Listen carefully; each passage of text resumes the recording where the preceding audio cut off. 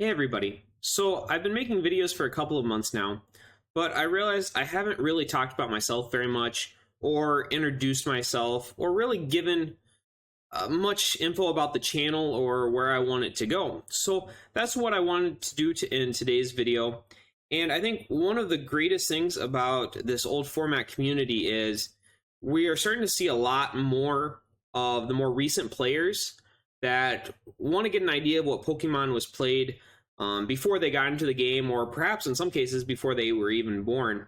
And I love being able to deliver that. But at the same time, too, back when I was playing, some of our newer audience might, like I said, they might not have been playing the game, or in some cases, they might not even have been born yet. So, like I said, today I just wanted to kind of do a little bit of an introduction video, talk about myself, and talk about the channel a little bit. So, starting off here, my name is Jay Horning. I played the Pokemon trading card game competitively from 2004 until I retired in 2013. I also dabbled in Yu-Gi-Oh! A little bit. So to talk a little bit about my resume, I have 10 consecutive Worlds invites, one for each year I played. I also finished third at the World Championships in 2009, third at the World Championships in 2012, second at Nationals in 2007, and then third at Nationals in 2012. I also finished in the top 8 of the Yu-Gi-Oh! National Championships in 2010. I won a Regionals Championship. I also have other high placing finishes at Worlds, Nationals, Regionals, and lower level events. And while I really wanted to talk about my resume, and I hope that does bring some credibility to my channel, I also don't plan on standing on my resume when it comes to my content. And I hope that everybody judges me on the content beyond just my accomplishments in the game. One of my goals this year was I wanted to teach myself new skills, learn new things, and on that list was I wanted to learn more about computers. I've always been kind of a computer guy, but one of the things was I wanted to build my own PC, and that's still something I'm working on this year. But going along with that, I wanted to learn video editing because I thought video editing would be a great skill to have. It's something that I think could help me in my life, my general life as well. And so that's kind of how I came to the conclusion I wanted to start a YouTube channel. And I kind of thought, like, man, what do I want my YouTube channel to be? What's something that people would enjoy watching and I could talk about? And that's when it just kind of went hand in hand with Pokemon. This is something I'm very knowledgeable about. This is something I have a lot of experience in. This is something that I honestly enjoy doing and talking about. And it all just kind of came together. Beyond the video editing side of it, I wanted to get better at presentation and giving my presentations. I've never been a huge wrestling fan, but I've always been fascinated at really good wrestlers' mic skills when they're able to come out and with very little, think on your feet very quickly and give these speeches or promos and sell the audience on something or get this message across and be able to adapt it and just, such a quick way if they needed to. And obviously YouTube is very different than that, but this presentation sort of thing is not something that I have to do on an everyday basis in my personal life or anything like that.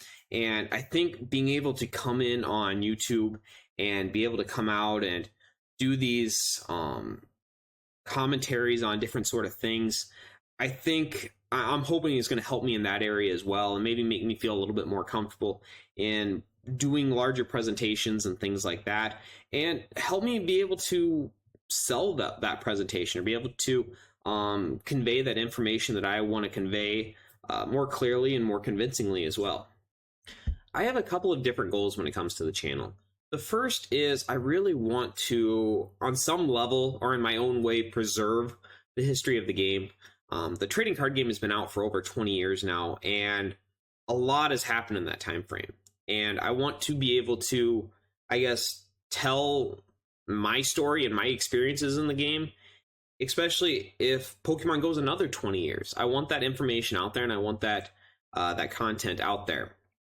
Beyond that it has been absolutely amazing and a little bit crazy to see how many people have been getting interested in these past formats. Some, like myself, to relive awesome childhood memories, and other people that have not played during that time frame are wanting to see what the game was like before they got into it.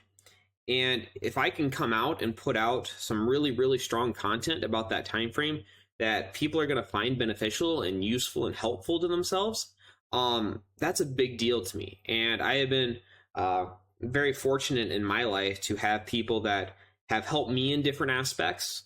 So if this is in some small way I can help benefit the community at large, or benefit individual people, then I really want to be able to do that.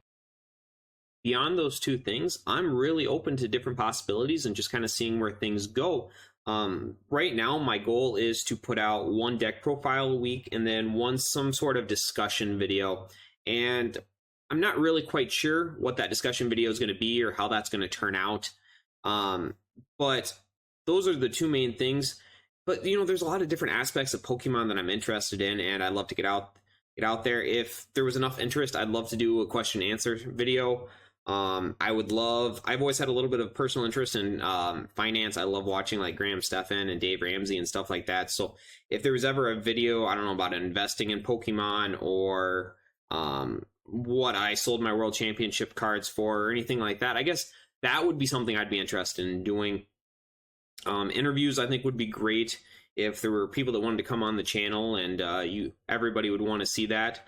I'd be happy to do that as well. So like I said, I think I'm just going to kind of see where it goes and what content people are interested in, and what connections we can make with the channel as well. There's a lot of great content creators out there that focus on older formats like this, and I think it'd be great to do a little bit of branching out and stuff like that. And there's so many different decks and so many different ideas out there. I don't really see any competition with any sort of other channel, so I think it would be great to be able to get some other people doing the same sort of stuff on here, and maybe have some discussions or some back and forth on some things. I know some of this old format stuff can get very heated, so beyond that, like I said, let's just kind of see where things go. And I'm just gonna keep pushing to put out some great content, and I'm hoping everybody enjoys it. There was a lot of different accomplishments in the game that I'm very proud of. I would say, for me, the most important accomplishment, or the thing that I'm most proud of, was the 10 consecutive Worlds invites, being able to be invited to Worlds each of those 10 years, especially with some of those early Nintendo years were incredibly difficult to qualify for, and being a good player did not automatically equal having a Worlds invite. When I retired in 2013, I was one of only 2 players in the entire world that had unbeaten Worlds invite streaks. That was myself and Ross Cawthon, and I'm incredibly proud of Ross. I think Ross is going on 16 or 17 invites right now. I don't think he's missed a year yet, but that was always something, especially in those early years, where once we hit, I would say, like 2007, 2008, and you started seeing that list of people get smaller and smaller and smaller, to still be on that list, and then purposely retire and take myself, I guess, out of contention on it. So to do it on my own terms was honestly a really great feeling.